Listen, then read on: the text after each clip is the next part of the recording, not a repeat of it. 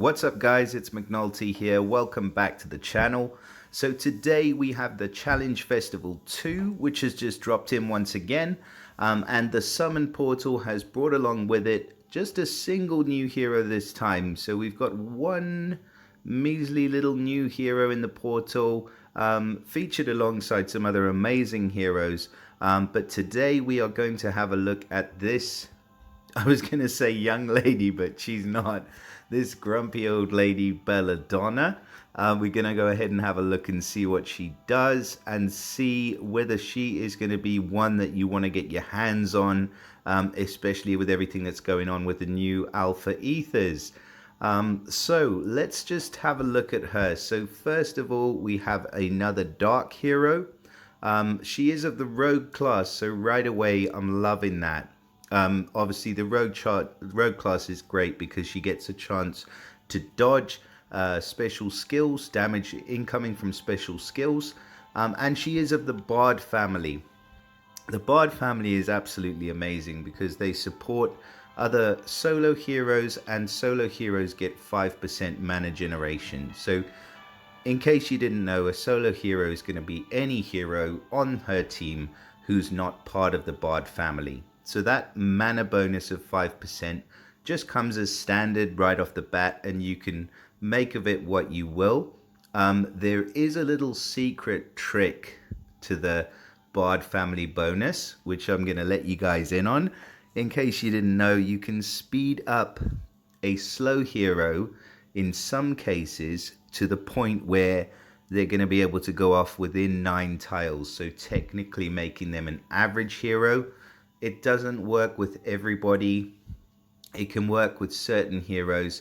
I do have one hero that it'll work with, and that is the regular version of Lady of the Lake.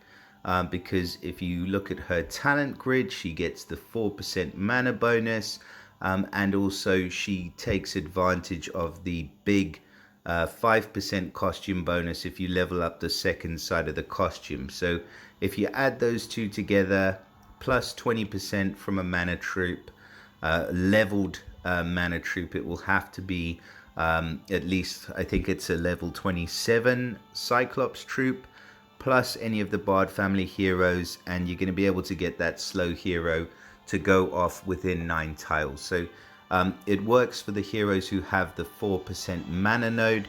So it's only going to be the sorcerer class, the monk class, and I forget the third one. There's another one.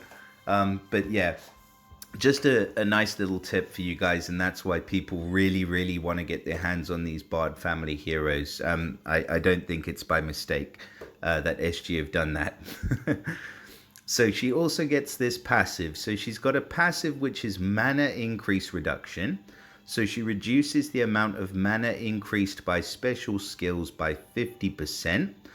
So it's the same passive as Ojima has, and the effect applies to all enemies in the battle. So easy example to use would be Ludwig.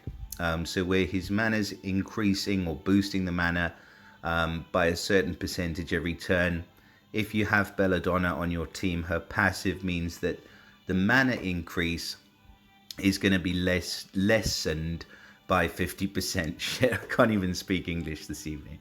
So that is a pretty good passive, and she gets a great family bonus. So let's move on to her stats. Now, because of the second limit breaks, I'm just going to go with the base stats to start with. So that's what we're going to be looking at here. So base stats, she's got 821 attack, 813 on the defense, and 1442 on the health. So really good stats. Everything on the attack and defense is above 800 by a significant margin, and 1442 on the health. So really good stats all round. Of course, with the second limit breaks, you're just going to be able to skyrocket her beyond belief. So let's just stick to those base stats for now. Her special skill is going to be Mystical Concerto, and as you can see, she seems to be a bit of a musician, as are all of the Bard family heroes, and she's got like a shrunken cat's head on top of what looks like an electric cello. So that's pretty evil looking, to be fair.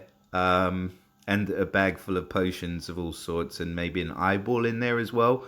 So yeah, I'm digging the art. I mean, I can definitely see a bit of a Hansel and Gretel theme going on here. She looks like the evil witch. So Mystical Concerto is running at average speed, and she recovers 42% health for all allies. So a nice big heal at average speed. All allies then recover additional 8% health for each fiend owned by the allies. So the additional health recovery of 8%, it is quite niche because it's only going to apply when they have fiends on them, and not that many people or heroes cast fiends. However, if you do get a fiend on you, and I know a lot of you will have had fiends on you, it just feels like that heal that you get from your main healer to remove the fiend is not quite enough, because the fiend sort of goes away and you get about another 100 health or 200 health or whatever it might be. Or in some cases you get maybe 1 or 2 extra HP. But with this additional 8% health, it's going to really help to not only remove the fiend, but also put you in a much better position to go on and to build up your specials once again. So it is a pretty good effect. It's not a game changer by any means, but it does definitely work in conjunction with what she's doing. Then all allies are going to get plus 54 attack for 4 turns. That's a pretty decent attack increase that she's going to give to the whole team. And all allies are then immune to buff dispels for 4 turns. So importantly, she is giving the attack buff of 54%, but it's not going to be able to be dispelled because all allies are then immune to dispels for the following 4 turns. So nobody can take that attack increase away. Except for maybe the Hatter, because he doesn't technically dispel the buffs, he steals the buffs. And that's been a bit of a workaround with some of the other characters that we've seen. So that will be interesting. As well as somebody like Milady de Winter or Felton could be a counter to this one. So go ahead and get leveling Felton. He is a 3-star, but he's at fast speed, so he's a pretty good counter. So that buff dispel immunity is fantastic because it's going to apply to any other buffs that the team has on them at the time that she casts her special, and also any buffs that are cast after she casts her special for the following 4 turns. So I could see this hero being an absolutely amazing support hero. I think that she could even work in potentially the tank position if you are running purple tanks. It's a little bit of a risk because she is a healer and you can sort of tile dump into healers. But the fact that even if you kill her and she's fired off, that immunity to buff dispels is going to stick around for the other heroes on your team, so that any buffs that they had before she died are still going to apply. So I think this is a real sleeping giant of a hero, Belladonna. I think she is amazing, and I think I could immediately see some incredible synergies that I would be wanting to create with this hero. And I certainly think that you'd be doing very, very well if you manage to grab her from this portal. Now, there's one more thing that we need to touch on, which we didn't before, but now that the alpha ethers are out, obviously we want to make sure that we know whether it's a good idea to limit break for a second time. So far she's an absolutely brilliant hero as is, and I think you should be very wary when you are second limit breaking a healer, because there are some other secondary effects which can go much better with heroes that are great on attack as well as defense. Now, in her case, she does benefit from the defense up ether power, which if you watched my other video on ether powers, I do believe is one of the top 3. So the defense up power, the counter attack, and also the damage reduction, I believe, for me, are the top 3. The bulwark effect is actually pretty excellent as well, but I still don't know what the caps out at. If you do know, please drop us a comment and let us know. But yeah, long story short, she's an amazing hero. The defense up is great. Would I second limit break her? Not right now, I don't think. I have already pulled the trigger on that one. And again, if you watch my other video, you know that I went with Sobek. Just because he really needs that defense up. And his attack stats are absolutely bonkers at level 90. So yeah, I think she's an amazing hero. And you're doing well if you did manage to grab her. She's also featured alongside two other excellent heroes. Ojima is just an absolute OG. It's there in the name.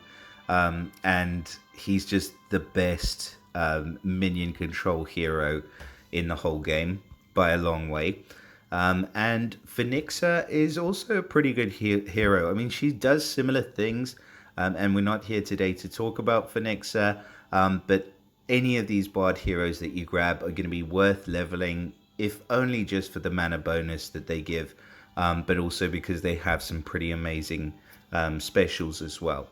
So I wish you guys all the best of luck in your summons if you are going to summon in this Challenge Festival 2 portal, and also in the challenge event. If you guys are eventers, I hope that you've got some mana potions saved, because my mana potions are definitely depleted after the Musketeers event. But I wish you guys all the best, and I'll see you all again next time. Bye for now.